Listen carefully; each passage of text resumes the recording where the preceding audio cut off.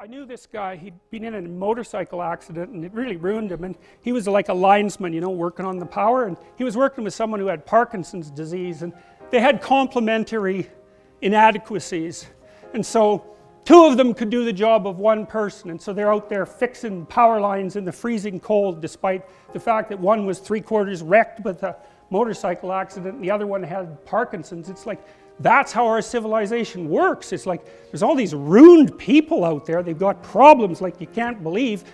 Off they go to work and do things they don't even like, and look, the lights are on. Well, I'm a black woman who has 2 children, and one of them isn't very healthy.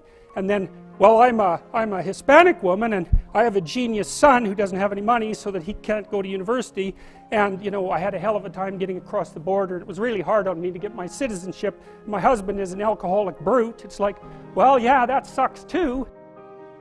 Maybe you're too short, or you're not as beautiful as you could be, or you know, your grandparent was a serf, likely, because almost everybody's great-grandparent was. It's like, you know, and you're not as smart as you could be, and you have a sick relative, and you have your own physical problems, and it's like, frankly, you're a mess.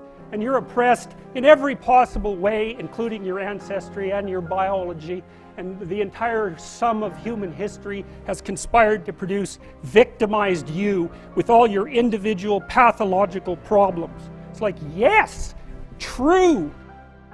It's not an accident that the axiomatic Western individual is someone who was unfairly nailed to a cross and tortured. It's like, yes, right, exactly. The terrible things that people have done to each other, you just cannot even imagine it. It's so awful. So you don't want to be someone like that. Now, do you have a reason to be? Yes. You have lots of reasons to be. God, there's reasons to be resentful about your existence. Everyone you know is going to die. You know, you too. And there's going to be a fair bit of pain along the way, and lots of it's going to be unfair. It's like, yeah, no wonder you're resentful. It's like, act it out and see what happens. You make everything you're complaining about infinitely worse. That's what life is like. It's suffering. That's what the religious people have always said. Life is suffering. Yes. Well, who wants to admit that? Well, just think about it. Well, so what do you do in the face of that suffering? Well, there's a deep idea in the West too. It's like, pick up your damn suffering and bear it. And try to be a good person so you don't make it worse. It's an old idea. It's far older than Christianity.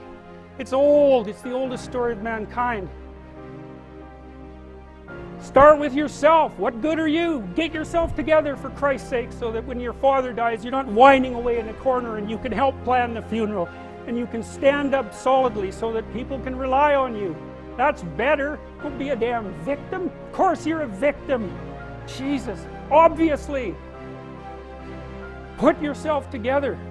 And then maybe if you put yourself together, you know how to do that. You know what's wrong with you, if you'll admit it. You know there's a few things you could like polish up a little bit, that you might even be able to manage in your insufficient present condition.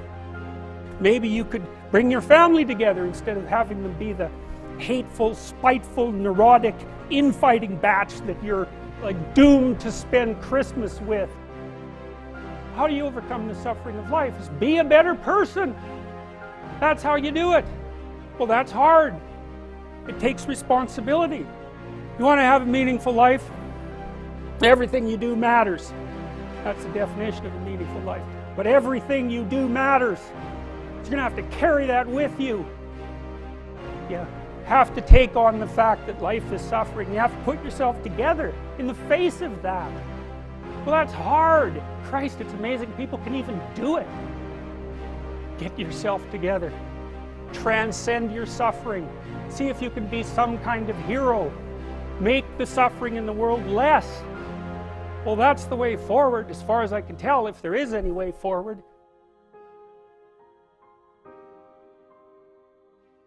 There's more to you than that.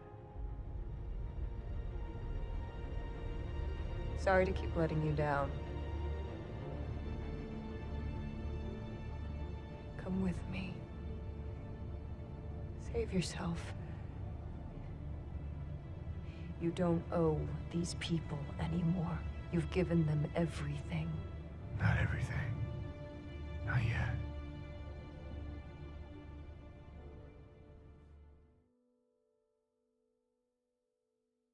You have many puzzles in front of you that you could solve, but you choose not to. You know, those are the things that weigh on your conscience. It's like, you know, well, I should really do this, but you don't. What would the world be like if people stopped avoiding the things they knew they should do? You know, because the question is, how much are we contributing to the fact that life is an existential catastrophe and a tragedy? How much is our own corruption contributing to that? That's a really worthwhile question. Things you leave undone because you're angry, you're resentful, you're lazy, you have inertia. Well, you consult your conscience and it says, well, you know, that place over there could use a little work. It's the same as working on yourself, and so you clean that up because you can, and then things are a little clearer around you, and you're a little better off because you've practiced a bit, and so you're a little stronger, and then something else manifests itself and says, well, maybe you could like take a crack at fixing me up too. So you decide to do that, and then that gets a little bit more pristine, you know, and soon, and it's humble because you're not exceeding your domain of competence. Responsibility is what gives your life meaning. And so then you might say, well, then take on ultimate responsibility. And what happens? You have an ultimately meaningful life. And then you might say, well, if your life is ultimately meaningful, it doesn't matter if it's punctuated by tragedy or even predicated on tragedy. It's worth it. Life is suffering. Right. Indisputable. What do you do about that? You voluntarily accept it and then strive to overcome the suffering that's a consequence of that. And you do that for you, and you do that in a way that makes it better for other people. And then that works. And one question might be, well, how well does it work? And the answer is, the only way that you can find out is by trying it. That's it. That's the existential element of it. The proof is to be derived by the incarnation of the attitude in your own life. No one can tell you how it will work for you. It's the thing that your destiny is to discover that.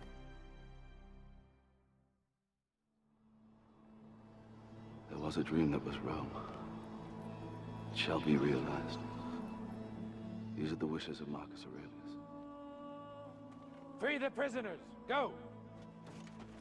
You have to make the decisions to begin with. It's like, because you can't do this without commitment. You have to commit to it first. That's the act of faith that Kierkegaard was so insistent upon.